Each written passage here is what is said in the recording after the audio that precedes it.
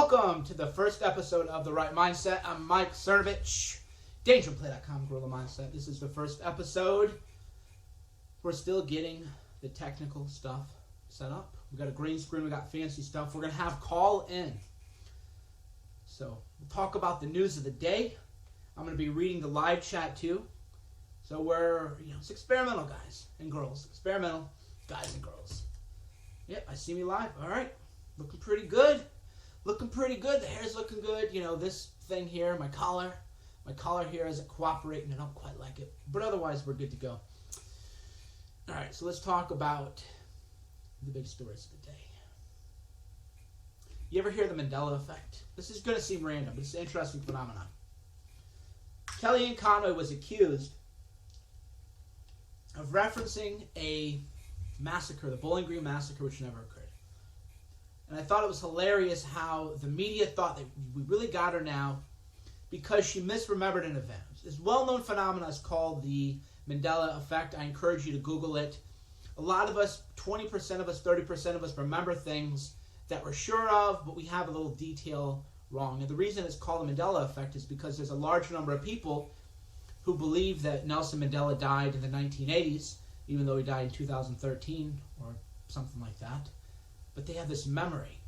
So a lot of people had this memory of the Bowling Green massacre, but what really happened was it was a terrorist plot stopped by the refugees. So of course, the media wants to pounce on it. There was no actual massacre. The refugees were stopped before they killed people, which, I don't really see how that helps you. Hey, nobody actually died. Get it right. Well, if it weren't for the FBI, people would have died, so it isn't helpful. And you see the media playing this game all the time. The media will say, no refugee has committed a terrorist attack in America. Well, no, because they were stopped. There have been hundreds of them, something like 300 arrests of terrorist plots that have been thwarted. So that isn't really strong defense. A lot of people would say, is Kellyanne Conway, did she just troll the media to control the news cycle? So here's the interesting thing. A lot of people, the media, whenever any of Trump's people get a fact wrong, they flip out and they think we got him now. But usually, whatever Kellyanne or Trump's people said is within the ballpark of truth. So even though people weren't killed in the Bowling Green massacre, it was a terrorist plot that was thwarted. But then CNN, they appalled even me. They go, well, you know what? We shouldn't even care about the Bowling Green massacre because there was no massacre. And moreover, the refugees weren't going to kill people in America. They were going to send guns to ISIS. I'm kidding you not. Go to my Twitter page. Well, you're on my YouTube, so I'll read it off my Twitter. By the way, we're going to have real production. So hopefully Monday or Wednesday when we have a show, we'll just flash on and we'll show you the tweets. So instead of me having to go back and forth here, we'll just keep going. But tonight is fun. So CNN posted, the two men were never planning on committing an act of terrorism on U.S. soil. Instead, they were trying to get weapons to Al-Qaeda in Iraq. I don't make this up. This is on CNN. The Bowling Green massacre. The two men were never planning on committing an act of terrorism on U.S. soil. Instead, they were trying to get weapons to Al-Qaeda in Iraq. So no big deal, bro. Quit freaking out.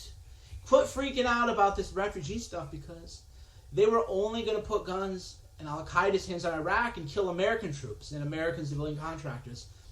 According to CNN, no big deal. That's the level of evil we are dealing with.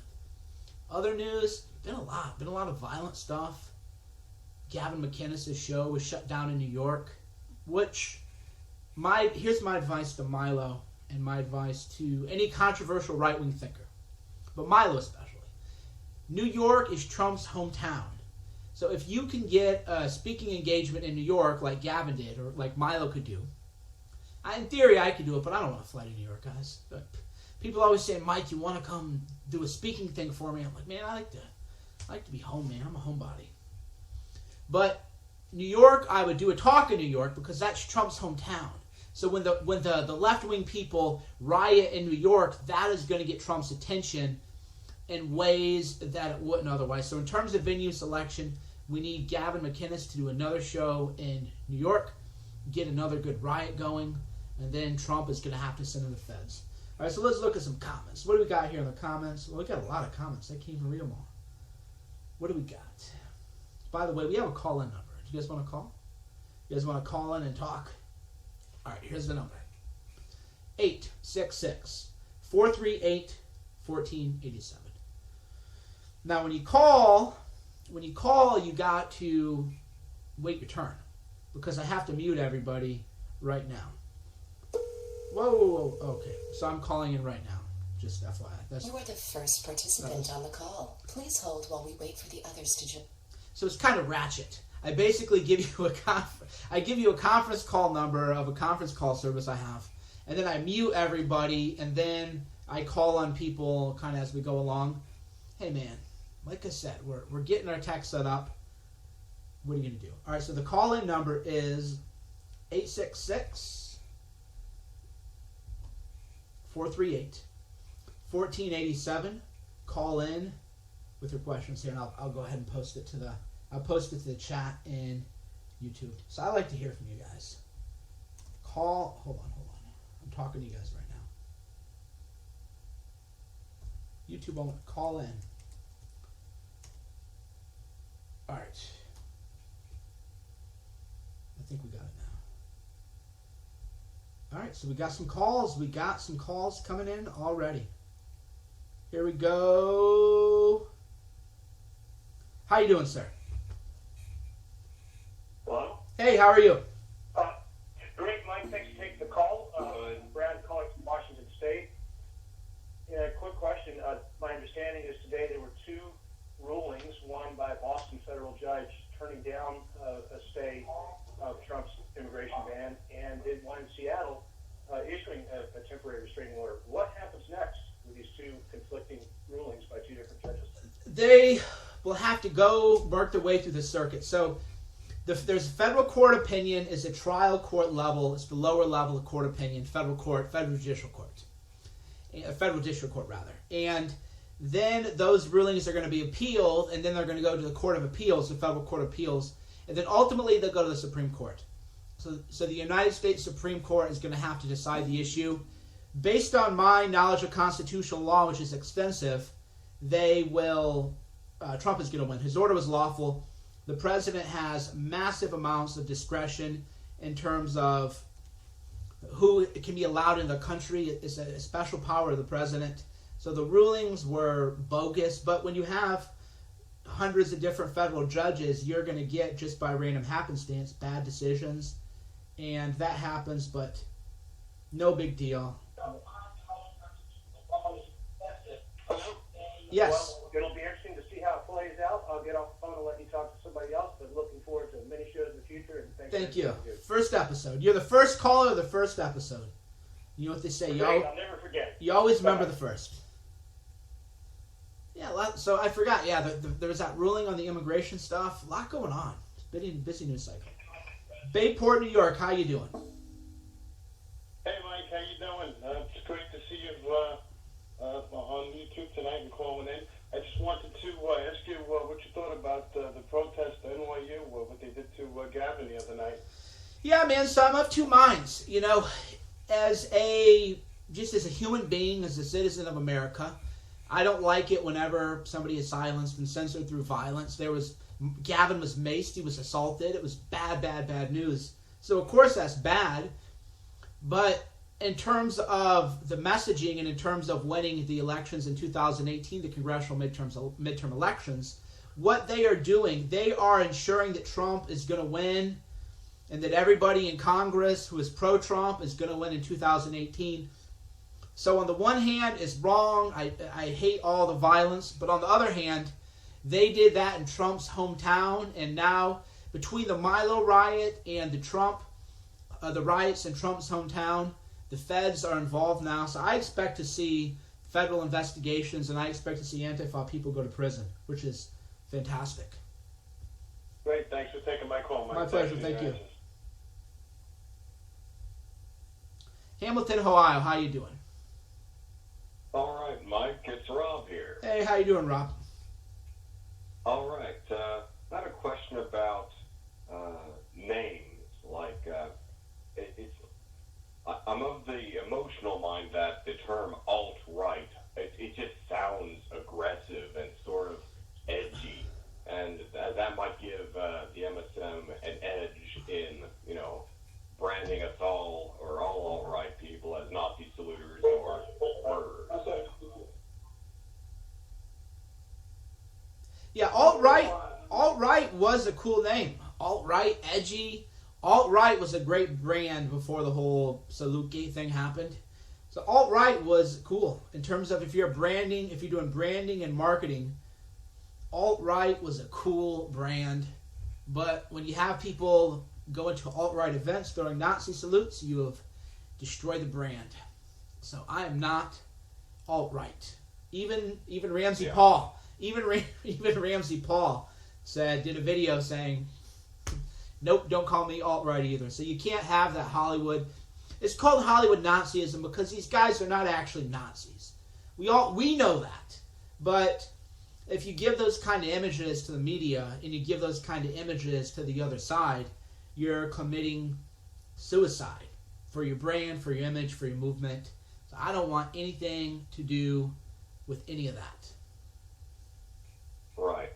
So are cool names sort of a double-edged sword then? Well, no. The cool name was great until people threw Nazi salutes. It was great. If there had been no Nazi salute, then the alt-right would be bigger than ever. It would be a huge brand. It'd be like 10 times bigger. It'd be like 10. So the edginess is cool. That gives it a cool factor. It gives it a forbidden factor. It gives it a dissident factor. But once you tie that to the Hollywood role-playing kind of stuff, then you're dead. All right. Thank you very much. Thank you.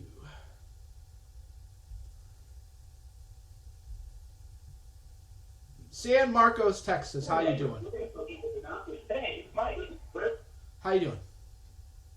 Yeah, I was just going to saw an article about the White House Correspondents' Dinner and how they're having trouble filling it up, considering that Samantha Bee is going to have like an opposite dinner that day. Mm-hmm. And so I wanted to see if you could get some people or get people behind the scenes who could get some info to them about some right-friendly comics that would be good hosts for the White House Correspondents' Dinner, not just the typical lefties. Well, here's the great thing. So the question is a good one. So for those of you who don't know, we'll catch you up. The New Yorker and I think Condé Nast, they said, we don't want anything to do with Trump. We're not going to go to the White House Correspondents' Dinner. It isn't going to happen. They're throwing a fit. Fine. Cool. I'm of two minds of many things. The White House Correspondents' Dinner is a joke and it's a farce, but it's a joke and a farce that helps our cause because it makes the media look like a bunch of self-involved narcissists who can't be trusted. So I want the dinner to go on in that regard because you want the enemy to discredit themselves. But if you want to do things in life and you're a right-wing comic, you got funny stuff, YouTube, man. YouTube. And No, I mean, there are some legit comics that have it's not right-wing, at least anti-liberal. So if I could just rattle off a few names. Well, yeah, but what I mean is if you rattle off a few names, nothing's going to happen. But if you got YouTube videos, if they got sketch, what do you call it? Comedy sketch. There you go. Or if they have a set, then the way you do it is you go, retweet me if you think this guy would be funny at the White House Correspondents' Dinner. And then you tag in real Donald Trump. And if you get a couple thousand retweets to that, that's how you get action. Twitter is direct democracy. How many times have we tweeted things and then suddenly Trump is tweeting about it and other people are tweeting about it? If you want to get the attention of the president, the administration, or anybody today, then you need to do YouTube and you need to get a lot of retweets. So that would be my advice. Post some good videos on YouTube or link to the good videos on YouTube and then post it to Twitter. That's the best way to get noticed. All right. All right, thanks for calling.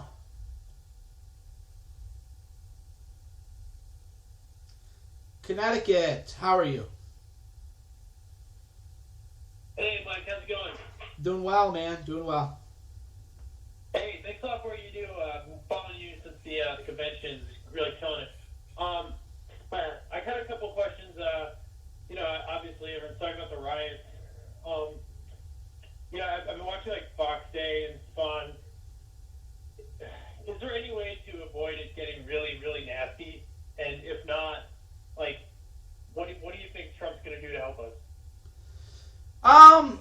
My personal belief is that a civil war is probably going to be happening. Not that I want it to happen, but it's probably going to happen unless Trump. You have to break up these criminal organizations, and the Federal Bureau of Investigations, the Department of Justice. Yeah, hold on. We'll talk to you here in a second. So you got to have the feds have to go into these towns because this is a pattern. It happened in Chicago. Rioters shut down a Trump rally in Chicago. Rioters went crazy in Costa Mesa. Rioters went loony in San Jose, California. They beat up women. They beat up teenagers. They were wolf packing people.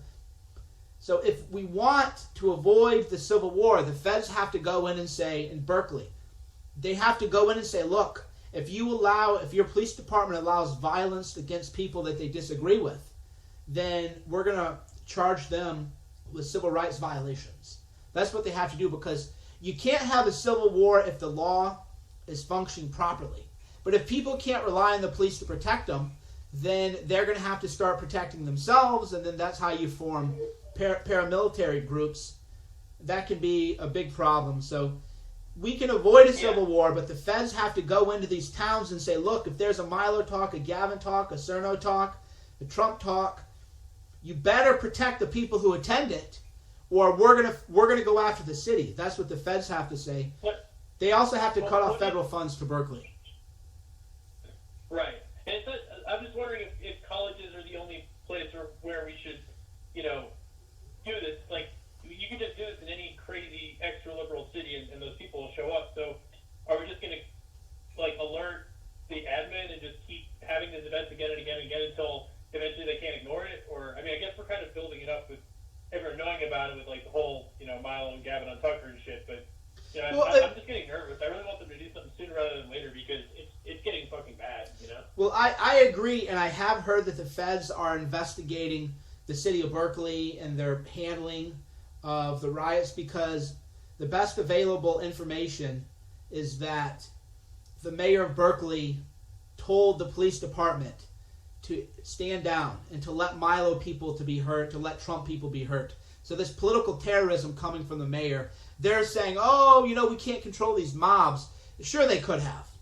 I can guarantee you that if a bunch of us went to an event by a feminist and we tried to hit women had broken ribs, right? Women had broken ribs. Women were maced. Women were thrown around. If we were doing that, I bet you the police would be able to control us. But when it happens to right-wing women or right-wing men, suddenly they're like, oh, no, we can't control it. It is clearly the government and the police even of Berkeley are sanctioning terrorism, and they are part of the same terrorism. They are terrorists because they're allowing it to happen. Yeah. The feds need to go in and crack down on it. I've been trying to show people that I have friends that voted for Hillary and that are moderate. I'm trying to red pill as many people as possible, but it seems I don't. Let's make more sense to keep showing everyone you can, and then eventually this will the people know what's going. The people in the admin actually know what's going on. They're actually going to do something about it. So it's just best to spread it, spread the knowledge and show the videos. Because it seems like there's some people that are just never going to change their mind, and I'm just worried that if they get in power again, it's going to be really bad. Oh, they're going to get revenge. No, this is a fight for our survival. That's the way I view it. Yeah, I agree. No, we can't let them win. We can't let them win in the midterms. We can never let the left get power. Because we see what happens when the left has power. We will all be in prison. They will have gulags. They will have concentration camps. Look at it. And people go, Mike, that's crazy. That would never happen. Well, look at it right now where if you're a woman, even you're not safe. They will break your ribs and the police will watch. The police were watching a woman get her ribs kicked in. Broken ribs. They thought she had liver damage. Right? She had to go in and get all kinds of tests because her liver count were high. And the doctors thought she had lifelong permanent liver damage. A college girl. Right? What is going to happen if the left actually has power? They'll hunt us down. So we can't let that happen. We have to keep the fight. Yeah. All right. Thanks for your call. Thank you. Yeah, it's getting hectic out there. It is getting hectic. I remember people used to say, Mike, you're over dramatizing what has happened. I'd get that a lot. Mike, you're being dramatic. Mike, you're over dramatizing what happened. But there was a left-wing group that threatened Cassandra Fairbanks, who's a journalist. They threatened her daughter on Twitter. Now, do you think Twitter suspended the people who threatened her daughter? They said, you better watch out for your daughter. Right? You better watch out. We know all about you. We know where you live. You better watch that daughter of yours. You think Twitter suspended them? Right?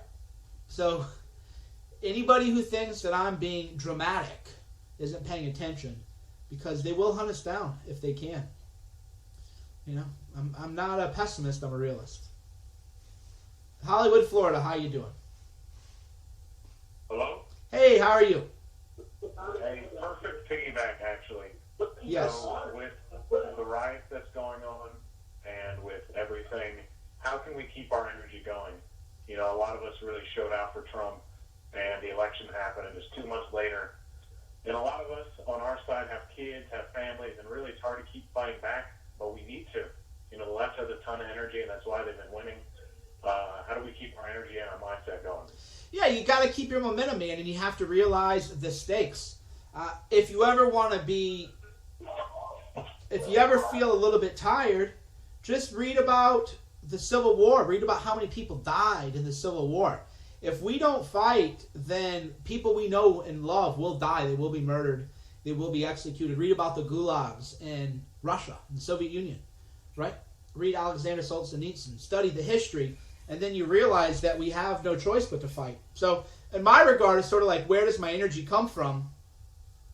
It comes from the understanding that I am on the edge of a cliff, and they're trying to push us over the cliff. So I have no choice but to fight. And when you fully appreciate how dangerous it is getting out there, then the motivation and the mindset comes naturally. You also have to take care of your health. You know, I took my dog, we did some hill sprints, I did 4.5 miles, you know, walk part of the way, we go to the little trail, we run the sprints, you know, for cardio. You got to take care of your health too, of course, because if you don't have your health, you can't do anything. So part of the new right, I've always told people, you got to be going to the gym, you got to take care of your health. You want to live long, you want to keep a sharp mind. It's a moral duty now. Physical fitness used to be viewed as a moral duty in ancient Greece, Sparta. Hey, we got the daughter here. How's Syra doing? She's fussy.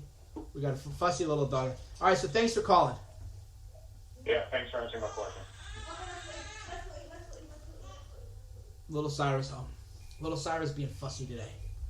No big deal, though. What are you doing? It's a baby. It's kind of like when people get frustrated about things in the world.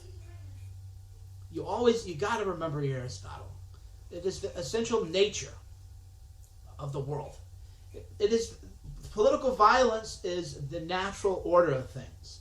And if we want to be civilized and we want to rise above it, we have to recognize, though, that man is a murderous ape, and people kill each other, people murder each other, people will murder each other over ideas. That's the natural order of things. That doesn't mean it's good. Whenever you go, that's natural. People go, oh, Cernovich is probably saying it's good. I'm not. I'm actually saying that we shouldn't want that. We should rise above it, but you have to be realistic. Same thing. Babies crying. That's what babies do, man. They cry. People get frustrated when babies crying. Or like when people are on an airplane, babies crying, people get mad. I think, well, you're an adult. Why didn't you bring headphones? Right? Because if you're the adult in the situation, if there's a baby crying, why would you be mad at the baby? You should know that babies are going to fly. They're going to cry.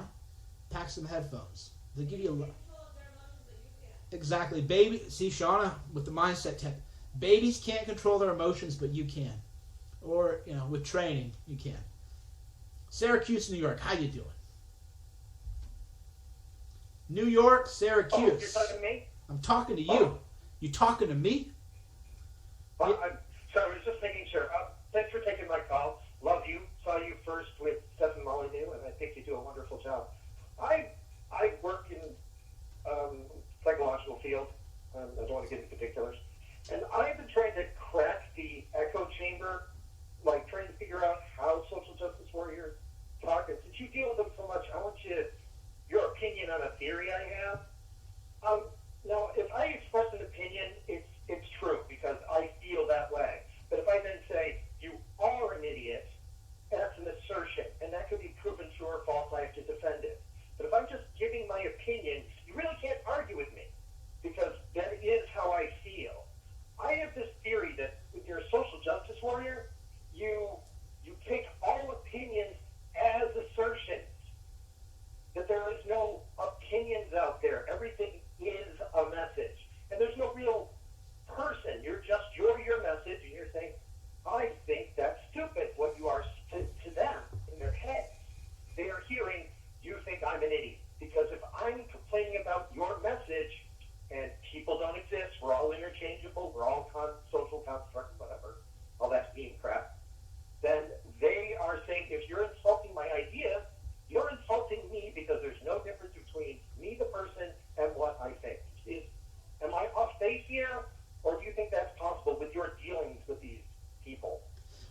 lot of theories. One theory is that they have malformed amygdalas, and because of that, they respond to their stress responses differently. As you know, the amygdala, getting tongue-tied. The amygdala deals with how you process stress and all kinds of stressors, and a lot of people believe that these feral left people, that's why they're triggered. That's why they need trigger warnings, because biologically, I don't want to use the word defective, because we shouldn't talk about our fellow men and women as defective. That leads to a lot of kind of bad thinking, but There may have been an evolutionary advantage in the past. yeah, It but may not be appropriate today, Right. but in the past, it may have been a huge advantage. right. So because of their because their amygdalas are malformed, they don't process stress the way you and I do. They aren't able to handle stress, and that is why they need Play-Doh in their universities. That's why they need puppy dogs when a speaker offends them is on, and that's why they're angry, because a lot of people, and you know this dealing with children, a lot of people with no emotional control, they lash out in anger and in viciousness because they feel a loss of control. So that's what's going on. They need therapy. They definitely need a lot of therapy. They need mindset coaching. They need to take responsibility for their lives. That's my view. I think it's the biological origins that we're dealing with. And then, of course, society is bringing out the worst in people by teaching everybody sort of the personal narrative view of truth. For those of you who don't know, I don't want to get too much into postmodernism. Everybody's going to be like, leave. But the new postmodern theory of the world is that there is no truth, there is only narrative, and there's only medium, and the medium is the message. So therefore, my truth... That's what I was talking about. Yeah, well, I know, but that's what we're getting to. So my truth is the same as your truth. And then we have a conflict in narratives, and whichever narrative prevails becomes the truth. So they don't believe in absolute reality. When you don't... But that view of the world is going to appeal to people who have malformed amygdalas, right? Because if naturally you're a skittish person, you're a fearful person, then you're going to be drawn, because you're not successful, right? You're going to be drawn to a theory which says that there is no such thing as success. There is no such thing as anything. You're being held down because you feel bad, and because you feel bad, the world must be unfair. That's going to draw people in. So it's kind of the double whammy, where it's taking a biological problem that people have, and then rather than saying, hey, you have a biological problem, you need to get help. You need to meditate or pray or go to church. Do something. Instead, you teach people, oh, no, you don't have a problem. That's just your truth, and your truth is as valid as everybody else's truth. That's what's going on. So you think it's kind of a combination where there's this mindset that certain people are really susceptible of? Yeah. Sure, it's the interrelation. Man cannot escape his culture. It's the interrelationship between, the fancy word for it is epigenetics. You might have a condition, you might have a gene, but that gene is dormant or irrelevant unless it interplays with your environment. That's the study of epigenetics. And that can be overused a little bit, but if you have, for example, a malfunctioning amygdala, and then your environment that you live in is telling you that there's nothing wrong with you, the world is actually what is wrong, then it's going to make the condition even worse. It's going to make your brain malfunction even more. So you can't divorce biology from culture.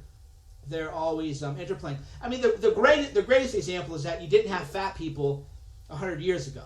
Well, why? Because the environment we lived in didn't trigger the fat gene. But there is a fat gene. There is a gene in people that makes them fat. People go, well, that can't be true because there were no fat people 100 years ago. Well, there wasn't enough of a surplus of food to interact with that fat gene. That's epigenetics. So that's why you can't divorce biology from philosophy. And it's why you need to, as a culture, have a positive culture based on success, a positive philosophy, and a strong mindset. Gotcha. All right, thank you for your feedback. I appreciate Thanks it. for the call. Have a good night.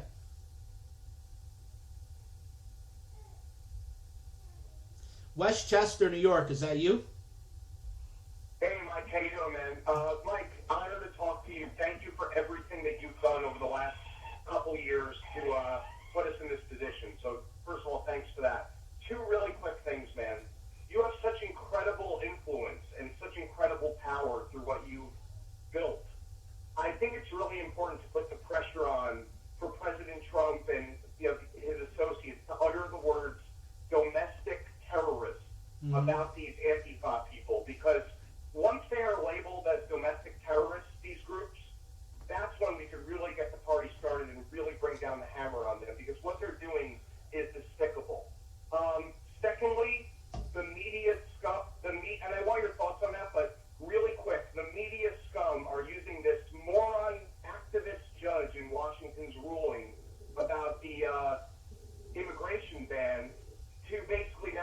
see, told you, the media's already saying, see, told you, Trump's executive order was racist, it was unlawful, this is impeachable, this is unconstitutional. And the crazy thing, and you know this as a lawyer, it's written right in U.S. code. He has every right to do it.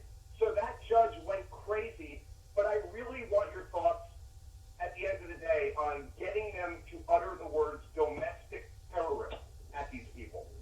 Yeah, I've been using the term domestic terrorism for a long time. There's actually a petition circulating to get Antifa labeled as a domestic terrorism. We're getting there. Steve Bannon, you got to remember, Steve Bannon gets it. The reason the media, they hate Steve Bannon is that Steve Bannon understands the cause. He understands the movement. And I'm sure he's telling Trump that we need to say it. But you're right.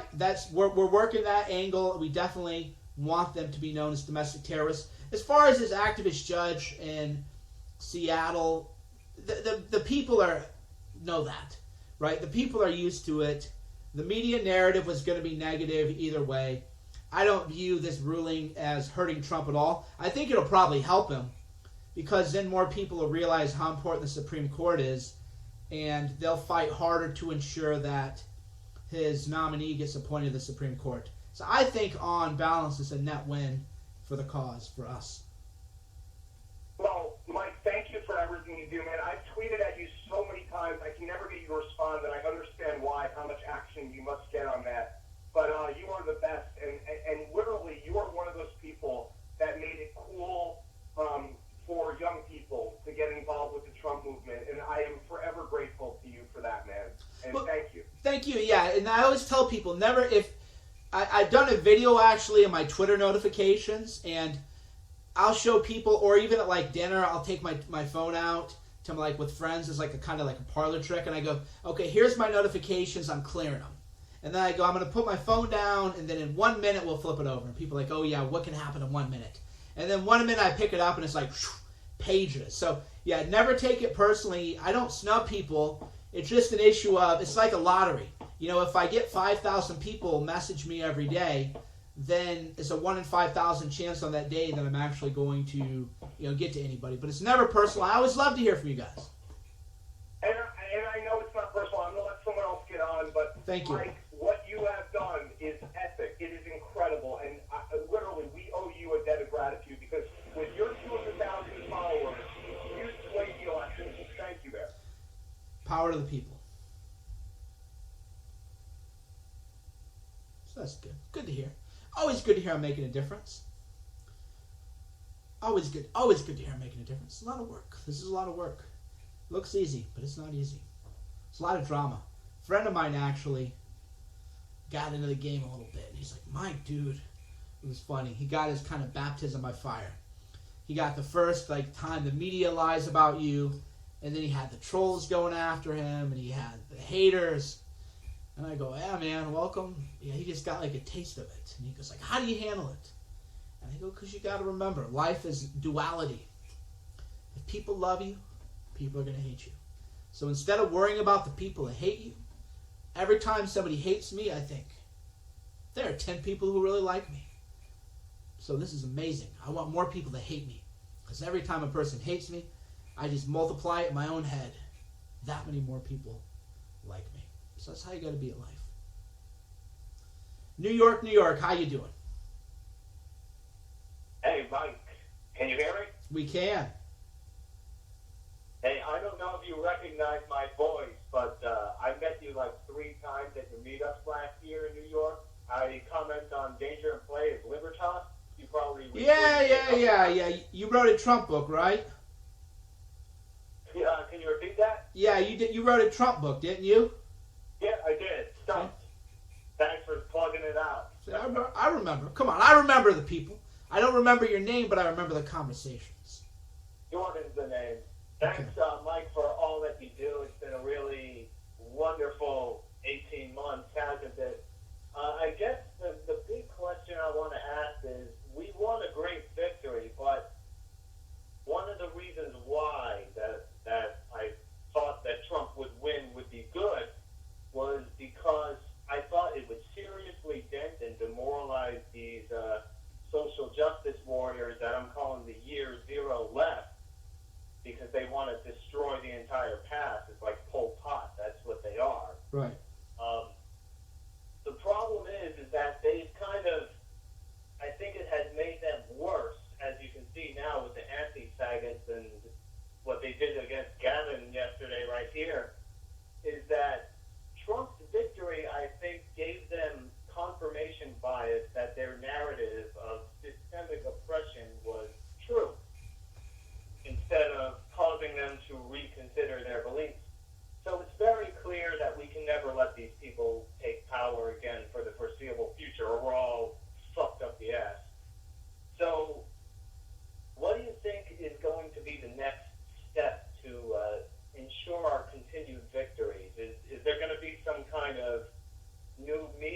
Call recording off. Well, I mean, the key. Hello? Yeah, I'm listening. Like, do you think there's a way we can keep Pennsylvania red, maybe set up shop in Minnesota to turn This it call blue, is being recorded. in New Hampshire to turn it blue? And do you think there's going to be some new methods of communication? Maybe we can reach out more locally? How do you think this is going to play out in the next coming couple of cycles? You know, right now we're in a phase of mass movements, and it's impossible to see the future now. Anybody now, including me, who claims to know what's going to happen in 2 years, it is impossible now because the crowds are moving. And I will give credit to the left here. I was in D.C. for the 3 million woman march or whatever. I don't know how many people went, but it was big. It was big. I saw them in New York, too. It was pretty ineffective. I talked to a lot of them. They had no idea why they were out there. Well, but they had bodies. Yeah. But they had bodies. So I was covering it with friends of mine. We had a big brunch, nice time, and we walked. And we figured we'd walk 3 or 4 blocks and we would get dinner. And we walked 3 blocks. And there were still people. 4, 5, 7, 8 blocks. People everywhere. So the left, they're coming out to play. They're coming out to fight. And what is our answer to that? We have to fight too. And the new right versus the National Review. I mean, who was it? Jonah Goldberg was saying that Milo deserved to get beat up. Glenn Beck was saying that Milo deserved to get beat up. Those people cannot be supported in any way, shape, or form. Nobody can ever give them $1, buy their magazines. They are traitors to the cause and have to be treated as such. And then the new right-wing figures have to be elevated and supported. That's crucial because the left came out and they're better funded than we are. What I always tell people is, you know, I do good. I'm not going to feign false modesty. I got a good little thing going on. The left has NBC, ABC, CBS, CNN, MSNBC, the Boston Globe, Chicago Tribune, you name it, right? There's 100 of them at least to every one of us. Those are the odds, and we have to fight 100 times harder than them and 100 times smarter than them in order to win. My eye is on the midterm elections. 2018, usually the midterm elections only have something like a 36% turnout. We cannot sleep on the midterm elections. I am already planning on, well, I'm not going to run unless Dana Rohrabacher steps down, but we are already planning our slate of candidates, and we are already ready to rumble. So we're looking at 2018 already. You can bet that the left is. So this will not be a boring midterm election season. This is going to be another hot election. So we got to fight for Revolution 2018 has to happen.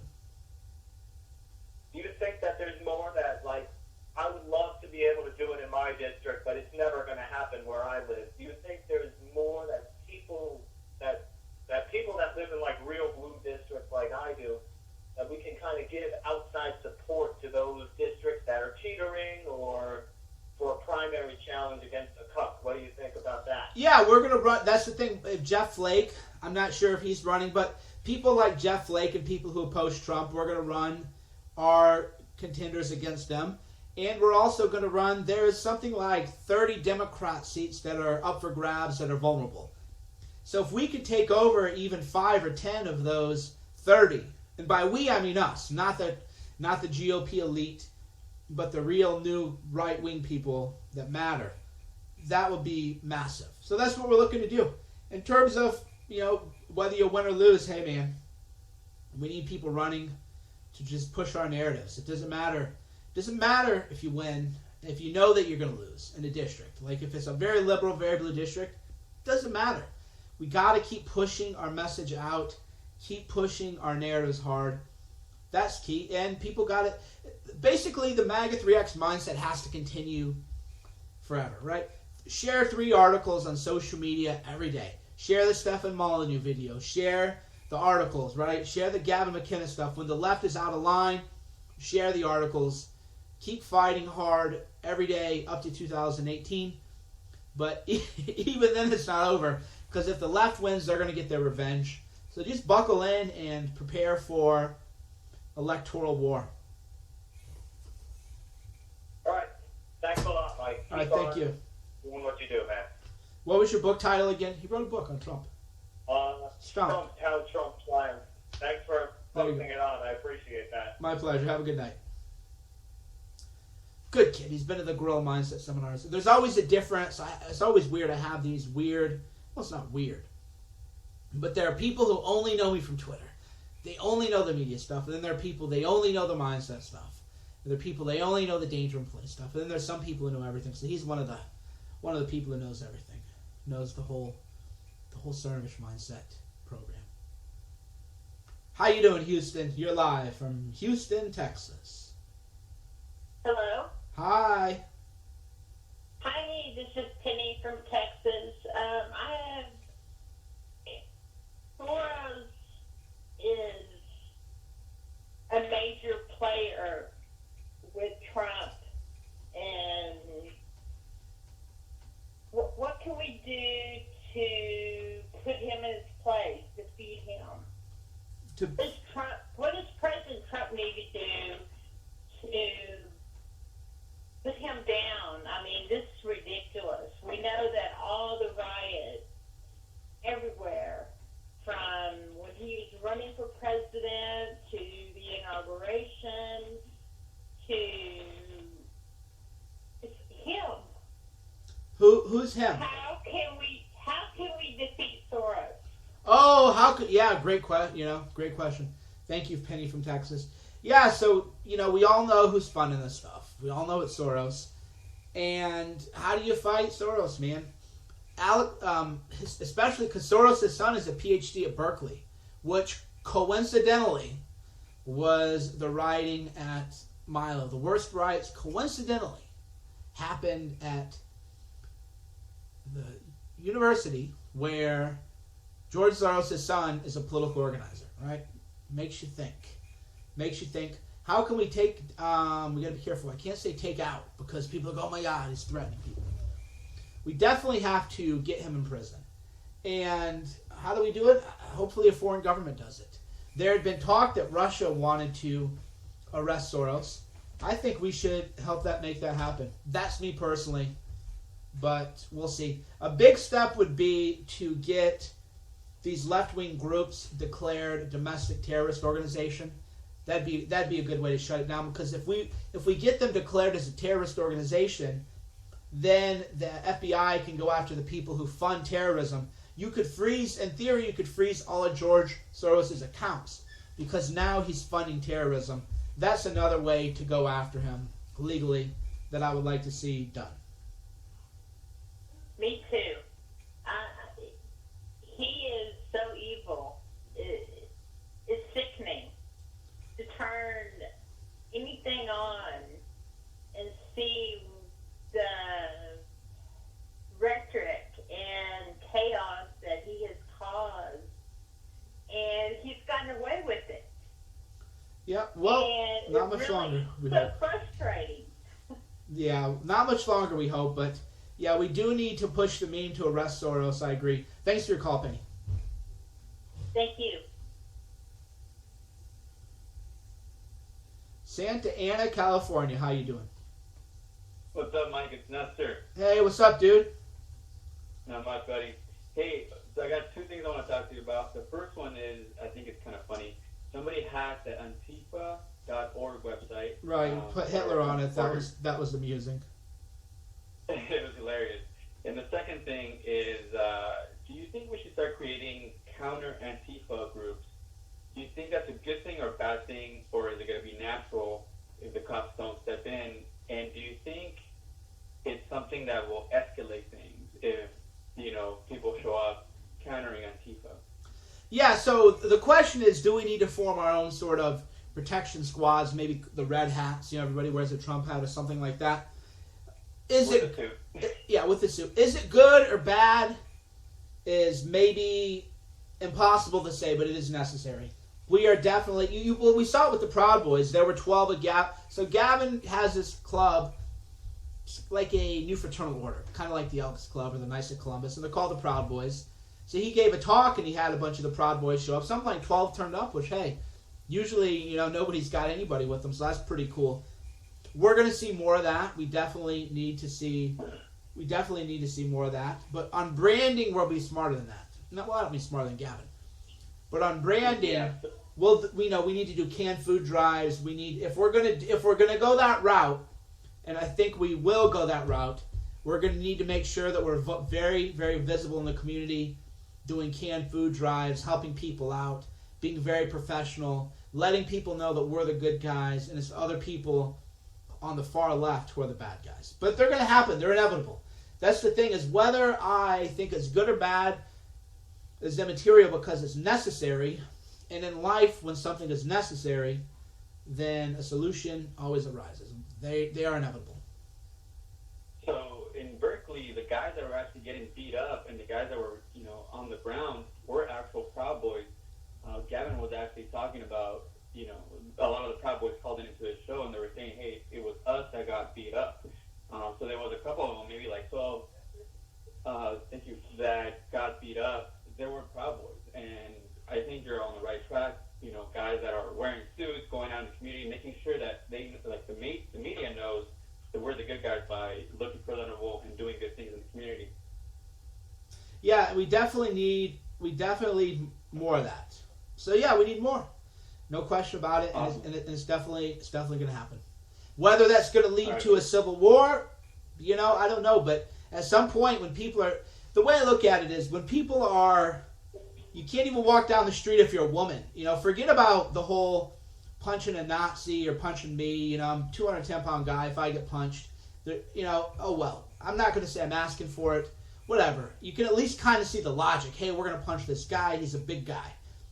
But when you're breaking the ribs of college girls and giving them potential lifelong liver damage, you've lost the plot, man. And anybody who opposes us setting up protection squads, I don't even have time for. Definitely. All right, man. Thanks for the call. I'll see you soon, man. Let's get coffee. We'll do, Mike, anytime. That's good. Nesta's a good guy. How's Syra? She good? Do you want to hand her to me? Are you tired? No, just Do you guys want to see Syra? She's in her diaper. She's in a diaper. Then we'll just show the top. Come here, Syra.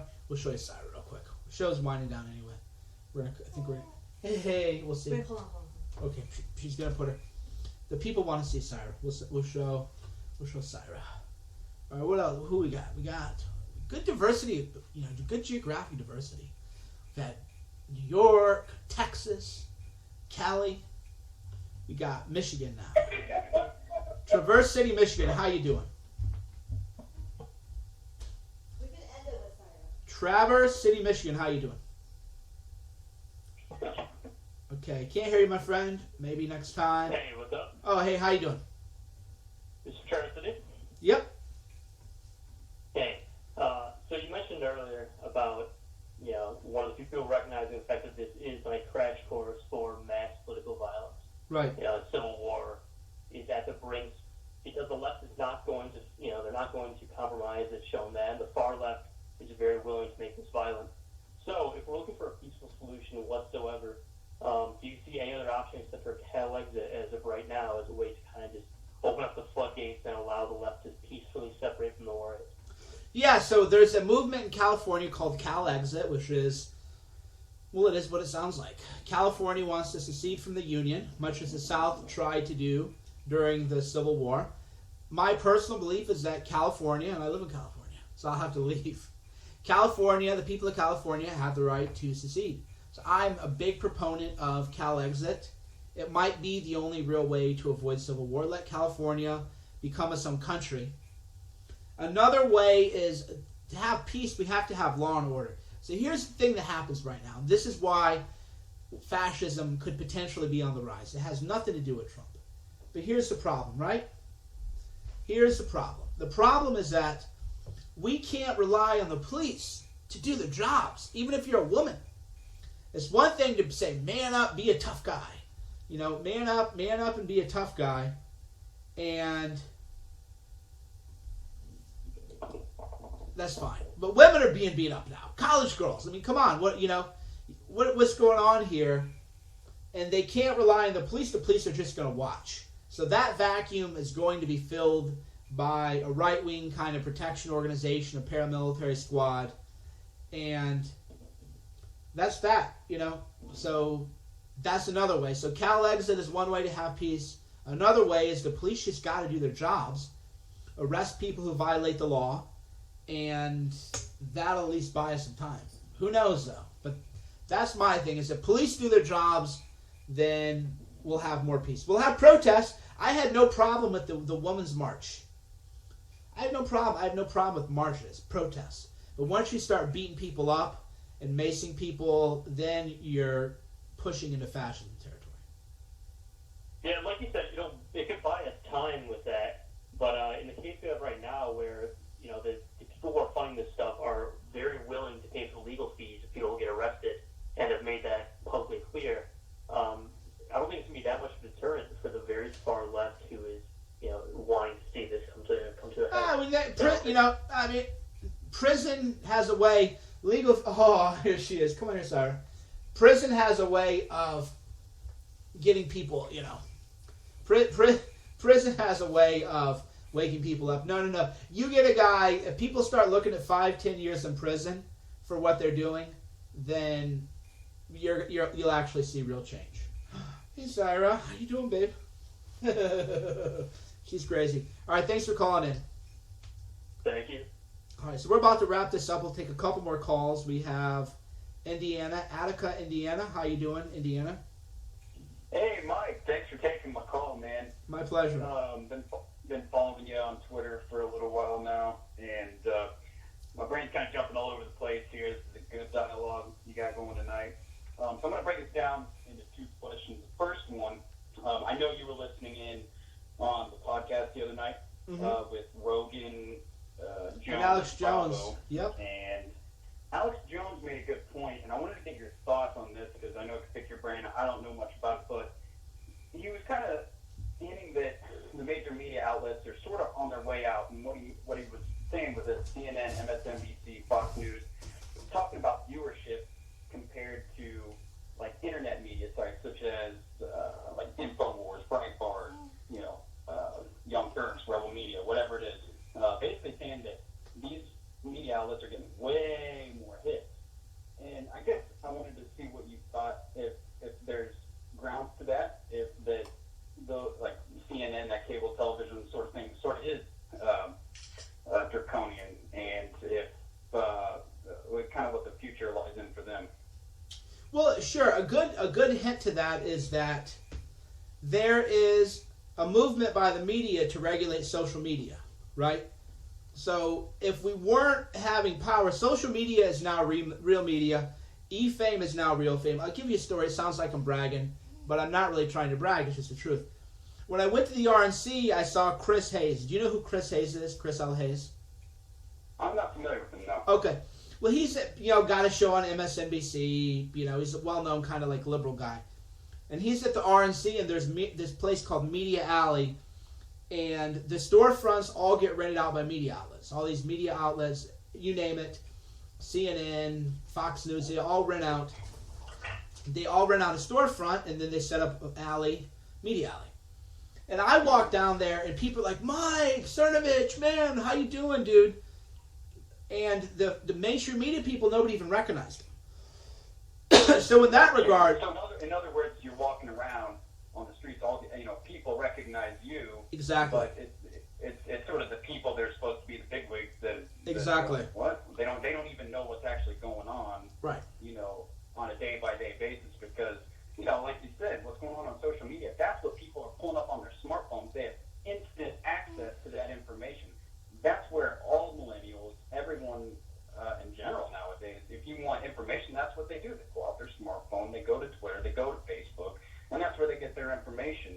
And so I just, found Alex Jones' point interesting because, whenever you do turn on something like CNN and stuff, and I think it's garbage what's going on because how does a major media outlet like that get away with posting a story, the Trump prostitution deal? There was no merit to what they were saying, and they reported it anyway. And how did they get away with that? Of course, anyone that's like you said on social media knows it's garbage. But right. Well, people are waking up. The thing that I look at is if you compare, say, Stefan Molyneux show. Stefan Molyneux show gets more viewership than most CNN shows, and that's kind of like the real measure. How many people? So I've had people actually, multiple people recognize me. Hey, I saw you in Stefan Molyneux show. So Molly, he's getting tons. He has more influence than CNN. Than not the whole network, but that's the whole thing. We're still outnumbered. So I'm more influential than, say, one guy with an MSNBC, David Olbermann or somebody, some kook like that. I have way more juice than him, way more juice than most other people on the left. But there's still 1,000 of them, for one of me. Right. So Jones is both right in that, because when Alex Jones goes anywhere, he gets mobbed. Like that guy, he's like a big time celebrity. And so it's true, but we're still outgunned, and we need more sort of personalities. That's why I'm so big on branding. We need more personalities doing what we're doing. Right now, it's like Molyneux, Paul Joseph Watson, Jones, me. There aren't enough of us, and we need 1,000 more people just like us. When you bring a good point, you call the buzzwords kind of getting thrown around about being the new right. Well, this is almost like the new media. Yep. You know what I mean? Exactly. That would be one way to describe it. But anyways, appreciate you taking my call, man. Yep, thank you. All right, so it looks like we're done with calls. Thanks for tuning in. Tonight was the inaugural episode. The Right Mindset. I think it went well. Next time we're going to set up a green screen. We'll have people pulling stuff up. We'll have show notes. We'll have these tweets ready. But tonight was a good test run. What do you guys think? I'm reading your comments now in the YouTube live box. We'll read your comments here for a second. What did you guys think of tonight's show? Do you like the call-in episode? Do you want me to take more calls? Do you want me to take fewer calls? We're real big here about reader feedback. I want to give you what you want. As long as it's something that I'm willing to do, right? If I'm willing to do it, then I want you. If I'm willing to do 10 things, and I'm giving you one thing, but you would rather have the 8th thing, then I would rather give you the 8th thing than the one thing. So what are you guys saying? You guys liked it? All right, good to hear. Great first episode. Thanks for tuning in. We're going to call it quits. I'm going to go hang out with my daughter, have a little dinner. Mike Cernovich, dangerandplay.com, Gorilla Mindset. Be sure to subscribe to Right Side Broadcasting. Make sure you subscribe to Right Side Broadcasting so that you don't miss any of it. They got more shows coming on. Talk to you soon.